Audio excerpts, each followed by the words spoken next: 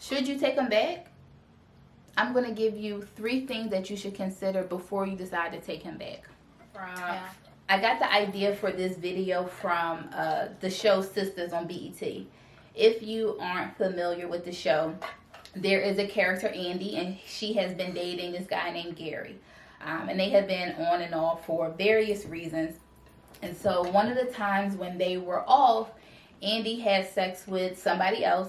And when Andy and Gary got back together, he just kind of couldn't get it out of his mind. So he wasn't sexually attracted to her. And then she walked in on him supposedly having sex therapy. Right? And so they broke up again. And this time he bought her a Bentley. He bought her the penthouse condo in her building. And she has been asking her friends whether or not she should take him back. And I think that this is common amongst women, right? I think that a lot of us end up in an on-again, off-again relationship. And we do ask our friends for advice about whether or not we should get back with him.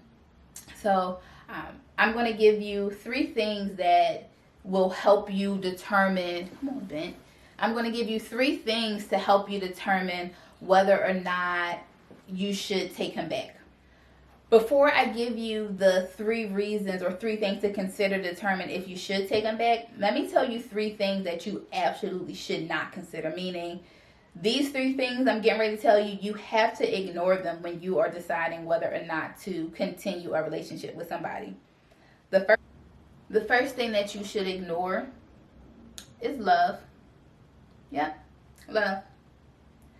When I talk to a woman, a lot of times women will tell me that they know that they're settling or they are unhappy in a relationship. And I ask, well, why are you still in a relationship? And they say, I love him. I'm going to tell you the same thing that I tell them. Love is not enough. Love alone is never a good reason to stay in a relationship. You can grow to love anybody. You need things other than love for our relationship to be healthy. And a lot of times I question if it's even love when they say, like, is it really love?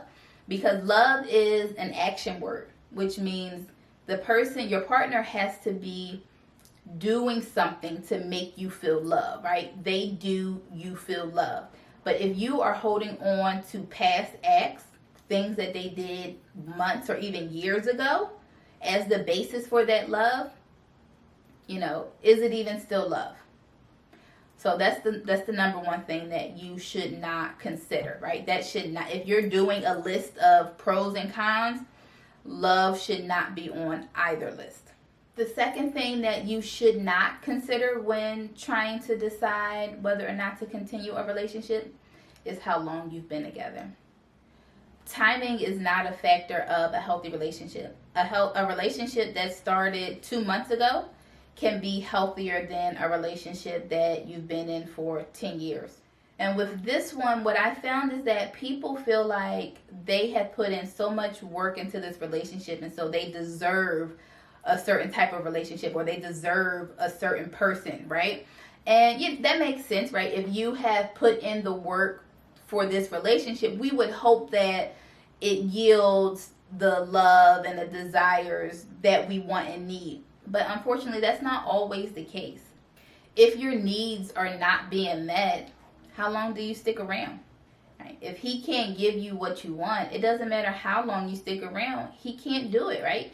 Everybody cannot give you exactly what you need, right? If you ask me to dunk on a basketball court, I probably can't. I'm 5'2". So are you going to stick around for 10 years, for 4 years, for 5 years, for 2 years, waiting for me to dunk on a basketball? It doesn't matter how long you wait. I'm still not going to be able to do it, right? And so the minute that you see that somebody can't do something for you, right, waiting longer is probably just delaying the inevitable, right? And I also found that sometimes when they say, oh, we've been together for so long, it's also based out of fear, right? You have grown so accustomed to this person, or this person has been a part of your everyday life for the last few years, 5 years, however long, right? You don't even know what life would look like without them. You may also fear the healing process. No, it's not going to be easy. But it will definitely be worth it if you know that this relationship is no longer serving you, right? All that better the devil you know, not always, right? Because you don't know what's on the other side. Life could be truly amazing. You may be able to meet somebody that can give you exactly what you want and need and more and blow your mind, right? So the length of time that you've been with this person should not be in your consideration as to whether or not you should take this person back or you should continue this relationship. The third thing that you should not consider when you are determining whether or not to continue this relationship or to take him back, don't consider other people's opinions. This is actually probably the first mistake. I probably should have listed this one as number one. You shouldn't take a relationship advice from people, and I say this all the time. And let me tell you why. The first reason is that most people can only see the situation from their own perspective. Very few people have the ability to put their own personal feelings aside and help you process the situation and determine what's best for you. Most people can't do that. And so they are going to project their opinion, their fears on you. And that's not very helpful, right? You have to decide what's best for you. The second thing is, more than likely, your friend or whomever you are seeking help from, they probably don't know the full story. I don't think anybody tells their friends every single detail about their relationship, right? Your friend is only going to know those moments that you've shared, and 9 times out of 10, you only share or you only vent about those not so great moments. So they don't have a good picture of they don't have a good idea of the full picture, right?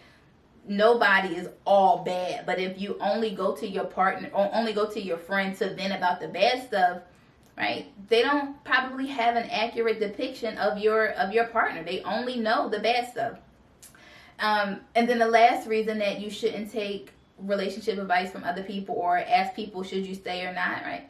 You should never leave a relationship for somebody else. It's not their relationship. They're not the ones that have to deal with the consequences. And if you leave for somebody else before you are truly ready, you're just going to end up in the same relationship, just with a different person, because you didn't learn your lesson, right? I believe you can learn something from every relationship. And if you are holding on to a relationship, I think that means that there is a lesson in there that you have not learned. And so if you haven't learned the lesson, you're going to continue to make that mistake until you learn it. So you can't let anybody rush you or tell you what you should or should not do with your relationship. So those are the 3 things that if you are questioning whether or not you should stay with somebody or you should take this person back or you should try again, those are the 3 things that you should not consider. You shouldn't consider if you love them. You should not consider how long you've been together, and you should not consider other people's opinion. Now, let me give you the 3 things that you should consider. The first thing is that you have to be clear about why you guys broke up in the first place or what caused this separation between you two, right? So yes, he may have cheated, but what about that made you leave, right? Did that make you feel unappreciated? Did that break your trust? What is it about the actions or the argument, whatever led to you guys breaking up? Get to the root of why you actually broke up, okay? The second thing is, once you have identified that issue, figure out whether or not that can be fixed, right? So that's the second thing. One is figure out the root of the issue as to why you guys broke up. And 2, you have to figure out whether or not it can be fixed. So let's say he cheated on you and that broke your trust. Is it possible for you to rebuild your trust? Maybe. But if it's something else, like him not being able to have kids, but you absolutely want kids, that probably cannot be fixed, right? Unless you're open to adoption or something like that. But let's just assume that that's not what you want. You want to have a natural kid. And if he can't have kids, it's probably nothing that you can do about it. So first thing, figure out what the issue is. Second thing, determine if it can be fixed.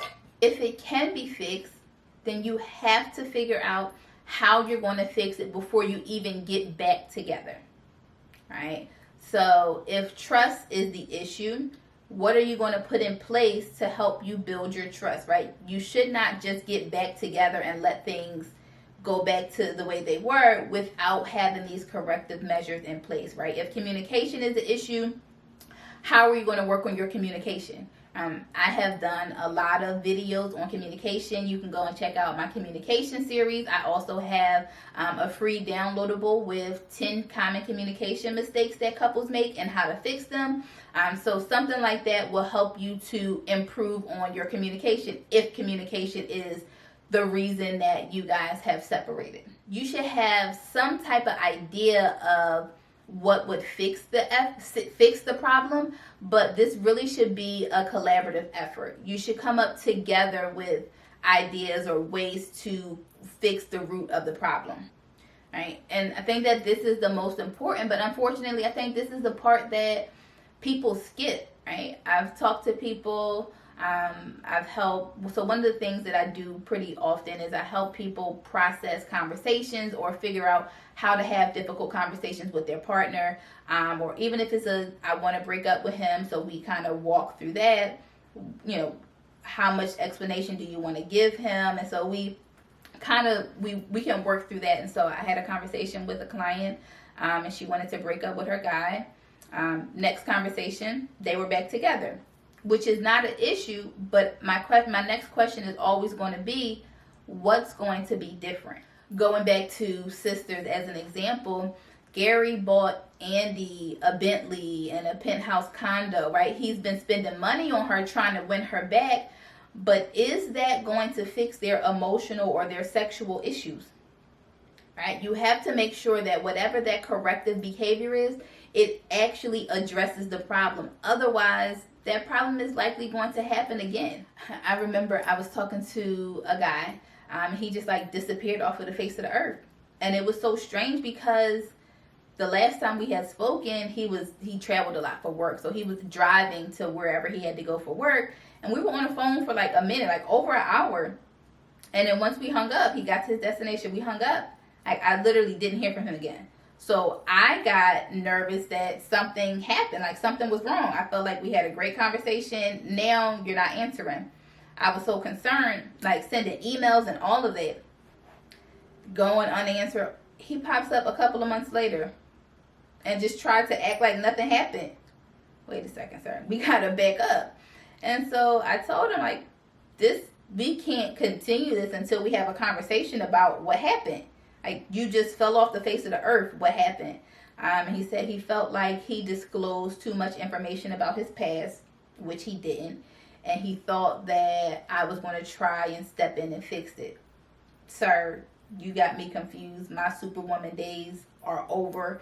I don't believe I'm superwoman. I don't try to fix other people, right? People you are who you are, and I just decide if I can live with that or not, right? And so I asked him, well, what's going to be different this time? Because I'm the same person.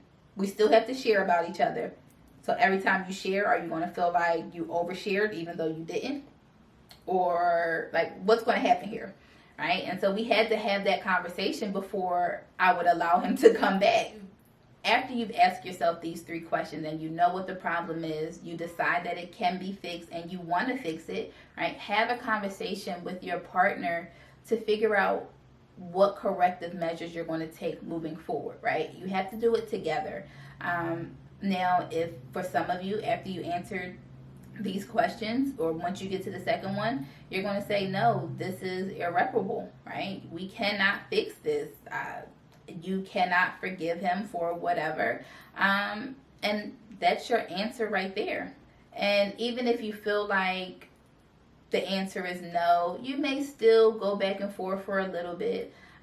If you find yourself in that situation, go and check out my other video where I gave 3 reasons why you can't leave him alone. And I talk about the on again, off again relationship, and I tell you 3 reasons why, you keep going back even though that situation may not be healthy. Comment below and let me know what you think. Subscribe to my email list so that you do not miss other great content like this.